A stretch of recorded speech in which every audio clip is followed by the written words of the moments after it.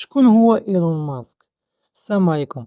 اليوم غادي نهضروا على واحد من أشهر الشخصيات في العالم اللي هو إيلون ماسك.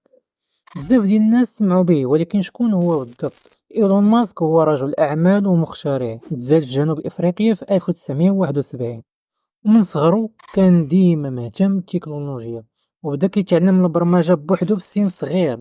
في 1995 قرر يهاجر لأمريكا باش يحقق الأحلام ديالو. أشهر الشركات اللي دارها من بينها باي بال. في الأول بدا ماسك مع واحد الشركة اللي سميتها إكس بوان كوم اللي ولات بعدها باي بال، ومن بعد باعها وغادي يولي من أثرياء العالم. وتاني حاجة هي تيسلا. في 2004 ماسك دخل مع شركة تيسلا اللي معروفة بالسيارات الكهربائية، ودابا هو الرئيس التنفيذي ديالها، وكيبغي العالم يستعمل الطاقة النظيفة عوض البنزين. ثالث شركة هي سبيس إكس. ماسك في 2002 دار شركة سبيس إكس اللي الهدف ديالها هو تمكين الناس من السفر للفضاء وفتح آفاق جديدة لاستكشاف الكواكب بحال المريخ مثلا.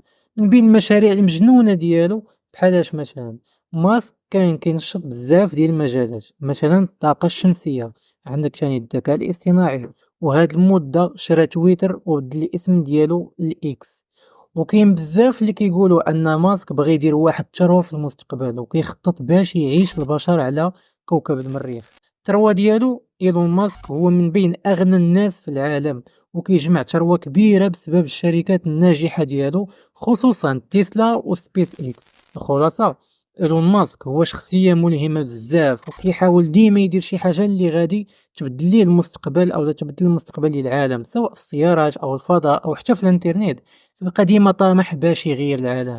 كلشي خلينا في التعاليق، واش بصح باغي يدير شي ثروة كبيرة ولا عنده شي هدف اخر باغي يديرو؟ ما نساوناش لايك سبسكرايب وكومونتير، وخليو ليا شي موضوع بغيتوني نهضر عليه ولا نتكلم عليه. هنا سالينا الفيديو ديالنا. تهلاو.